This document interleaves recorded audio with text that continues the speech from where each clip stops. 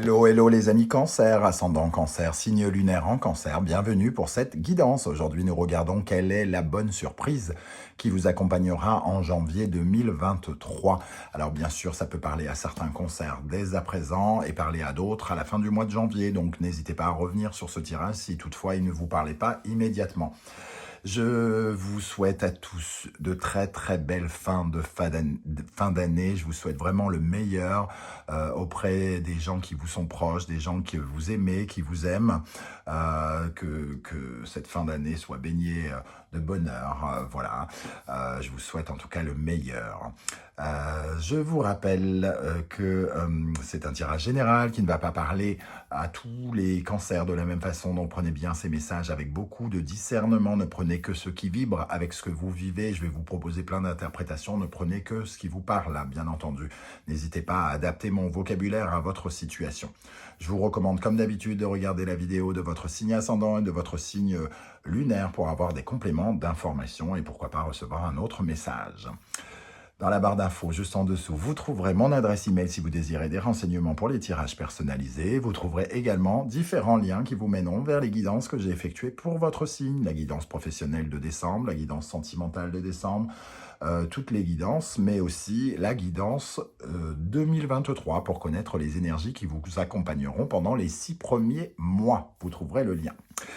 Voilà, on va pouvoir commencer. N'hésitez pas à liker cette vidéo, à vous abonner et à partager si le cœur vous en dit sur vos réseaux sociaux. C'est toujours très sympa. Alors, avec le tarot de Marseille, l'énergie de cette surprise, c'est la lune et l'arcane sans nom. La lune et l'arcane sans nom nous parlent quand même d'une période, d'une étape de vie peut-être un peu compliquée pour vous les cancers, une angoisse est montée ici, hein, quelque chose qui peut être en lien avec la fin d'une étape de vie, un changement de métier, un licenciement, une perte de quelque chose. Ça a créé beaucoup de peur, de souffrance, de peine, peut-être de la dépression pour certains d'entre vous. Et on voit avec l'arcane sans nom ici qu'il y a quelque chose qui s'améliore sur ce sujet, l'angoisse ou les crises que vous ressentez, les peurs que vous ressentez, le sentiment d'insécurité peut-être que vous ressentez est en train de non pas se terminer, pas complètement, mais en tout cas, il y a une amélioration. Il y a quand même quelque chose, vous retrouvez un petit peu vos esprits, votre calme quelque part. La mort nous dit qu'on coupe avec ce sentiment un peu de flou, de brouillard. La lune peut représenter le brouillard, le passé, une étape de vie un peu peut-être compliquée qui nous retient en arrière. Et ici, on coupe vraiment avec cette étape. Donc, il y a quand même des éclaircissements qui arrivent pour vous par rapport à ça. La lune peut nous parler de votre psychologie, donc de votre sentiment d'insécurité, vos peurs, vos blocages, du passé, mais ça peut nous parler aussi de la famille pour d'autres, la famille, le foyer, la maison. Donc, il peut y avoir aussi quelque chose qui a changé dans votre foyer ici. Ça peut nous parler peut-être pour certains de changer de foyer, hein, ou un changement dans le foyer qui trouve de nouvelles solutions, en tout cas des changements ici qui affecteront peut-être votre foyer. Vous allez vraisemblablement en savoir plus sur certaines choses avec cette papesse. Il y a la fin d'incertitudes qui vont vous permettre d'apprendre. Alors pour ceux qui sont à la recherche par exemple d'un nouvel emploi ou d'apprentissage, on voit juste en dessous la papesse, vous allez peut-être vous replonger dans certaines formes d'études et pour l'instant les choses ne sont pas claires. La lune nous parle de brouillard et ici c'est la fin du brouillard quelque part. Bon, on va voir avec le reste des énergies si on peut en dire encore un peu plus, hein. Mais pour moi, il y a la fin d'une étape brouillée, pas claire. Et donc, forcément, quelque part, il y a des éclaircissements. Vous allez en apprendre sur des secrets, des mystères. Voilà, ça va vous redonner de l'énergie pour avancer. Quel est l'animal totem qui vous accompagnera pendant le mois de janvier? Nous avons le corbeau, the crow. Le corbeau, contrairement à ce que on peut imaginer que c'est un peu obscur, méchant ou je ne sais quoi. Alors oui, il y a des pensées qui pensent que le corbeau porte malheur ou des choses comme ça, mais ce n'est pas tout à fait exact. Il est accordé finalement à la magie, à quelque chose qui vous soutient, qui est là dans l'invisible et qui apporte sa magie. Le corbeau, il est aussi dans une certaine forme de vision. Ici, il détient le secret du monde. C'est un peu comme s'il avait un œil. Alors, ça serait morbide hein, s'il avait un œil. Mais en tout cas, il représente la vision du passé, du présent et du futur rassemblés.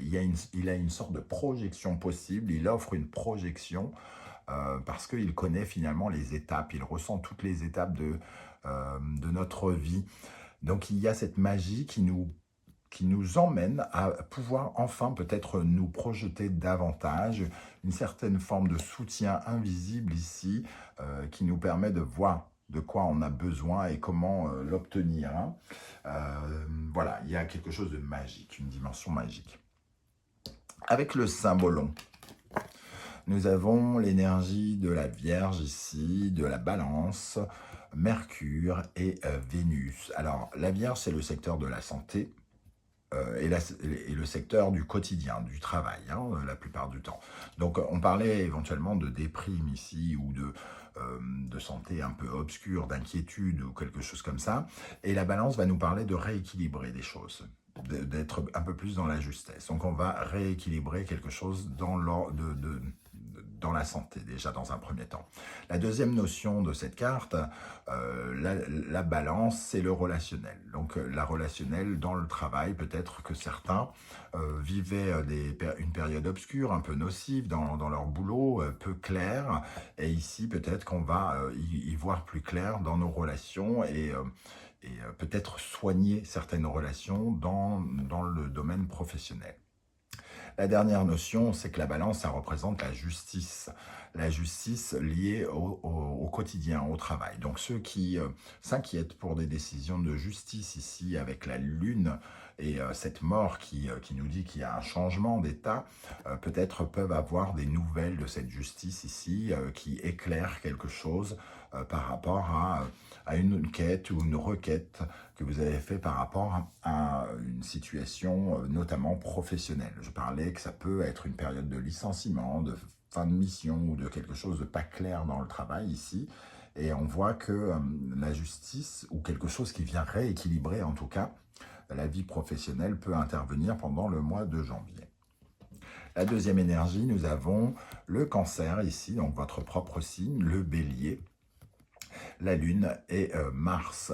On voit ici donc votre signe, le besoin de sécuriser quelque chose et on voit ce petit garçon qui passe à l'offensive.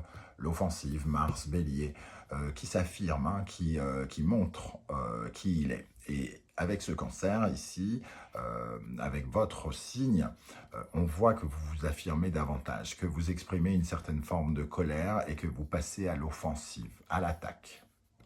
Donc, il y a quelque chose ici qui passe à l'attaque. C'est peut-être pas vous, hein, c'est peut-être la justice, si on parle de la justice, ou en tout cas, on en termine avec ce sentiment de brouillard, parce que le brouillard, il est là, et on devient un peu plus dans l'offensif. On a ce garçon ici qui a cassé son jouet, qui dit à sa maman, entre guillemets, « j'ai pas besoin de toi, je m'en occupe, j'en suis capable, je vais le faire, je vais me défendre tout seul ».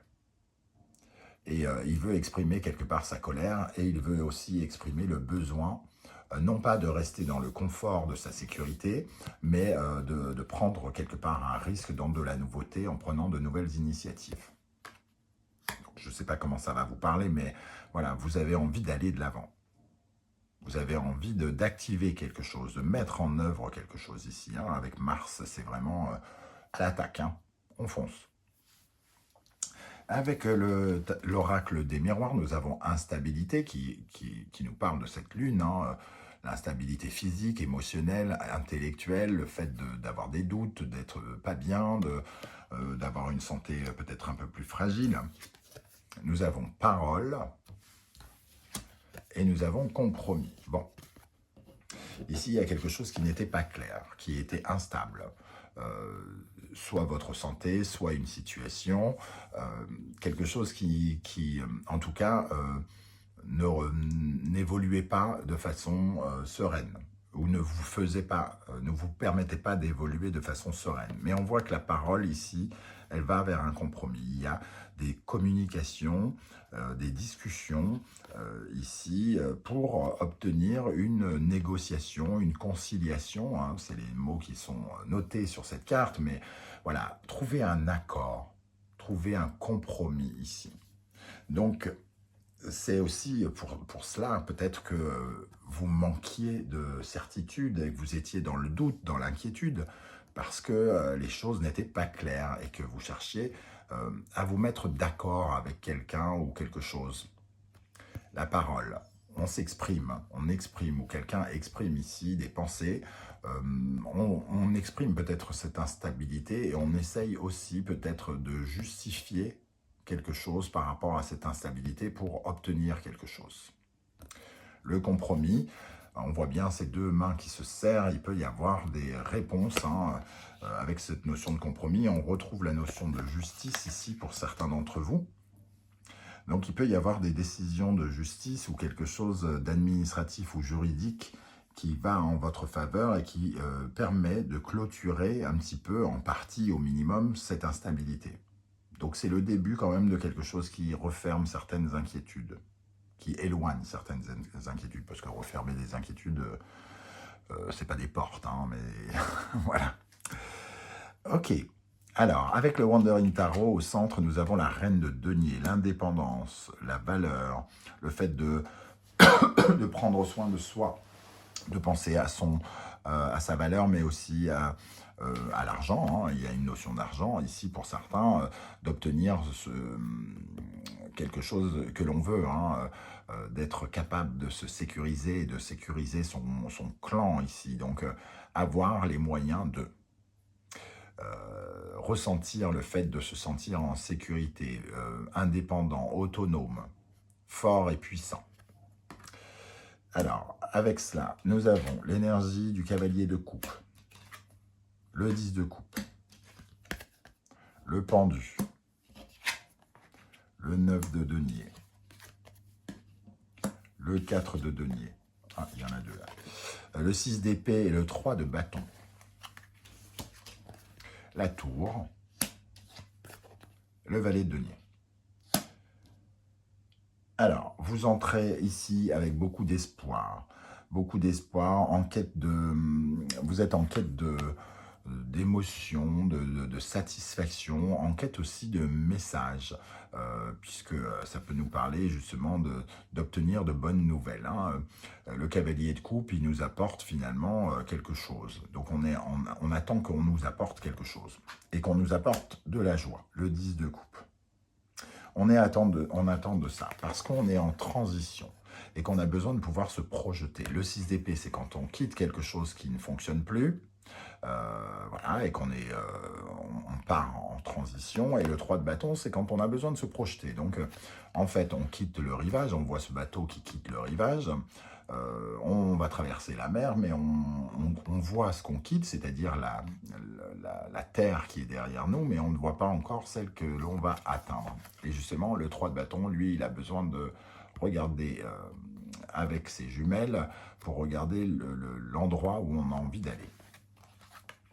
Et on a envie d'aller vers un endroit où on aura de l'indépendance, de l'accomplissement et de l'argent. Hein, parce qu'on a quand même cette ligne 9 de denier, reine de denier, 4 de denier et ici le valet de denier, qui nous parle d'une récompense financière, d'un sentiment de protection, de sécurité financière ou matérielle, concrète. Suite à une catastrophe, hein, la tour et le 6 d'épée nous disent qu'il y a quelque chose qui s'est terminé et que ça s'est peut-être même terminé de force pour certains d'entre vous, mais que ça a réduit en miettes votre capacité à vous projeter. Ici, vous relâchez un petit peu le contrôle. Peut-être que la lune nous parlait d'inquiétude ici et le pendu ici, il se détend. Il lâche prise.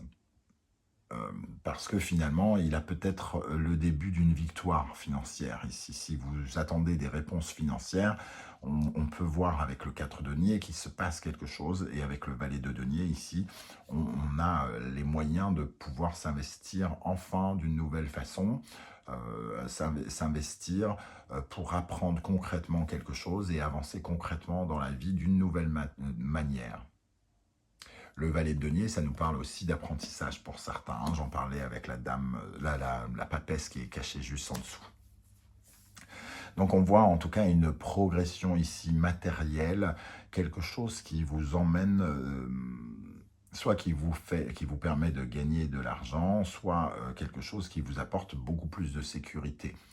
Il y a une satisfaction ici avec le 10 de coupe qui peut peut-être être un peu surprenante, une satisfaction suite à une défaite, à un échec, à quelque chose qui vous a déstabilisé et qui vous oblige à tout recommencer, à tout reconstruire dans un domaine de votre vie. Alors, pour les cancers, on va essayer de compléter ça. Notamment, alors, qu'est-ce qu'on va... sur le 6 d'épée et la tour. Qu'est-ce qu'on a sur le 6 d'épée et la tour pour les cancers, pour le mois de janvier? De quoi ça nous parle? D'où vient ce traumatisme? Ah, il y en a deux. L'éternité et la clé. On a peut-être cru que quelque chose était éternel, infini, et en fait, la clé est peut-être... il y a quelque chose qui a été brisé avec la tour. L'éternité a été brisée. Mais on y voit ici, on cherche une clé, justement, pour se dégager de cette tour. Peut-être pour retrouver une certaine forme d'éternité, donc une certaine forme d'accord universel avec soi-même et avec le monde.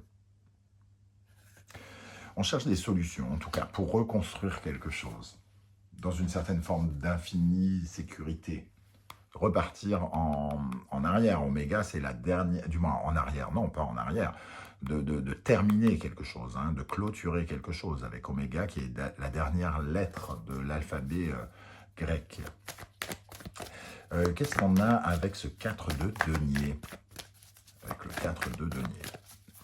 Donc vous entrez avec beaucoup d'illusions, beaucoup d'espoir, et vous ressortez un petit peu, j'ai envie de dire, gagnant. Il y a quelque chose qui commence matériellement, financièrement.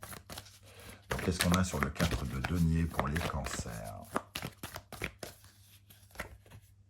Adversaire. Alors, ici, il y a peut-être une bataille, hein, financière.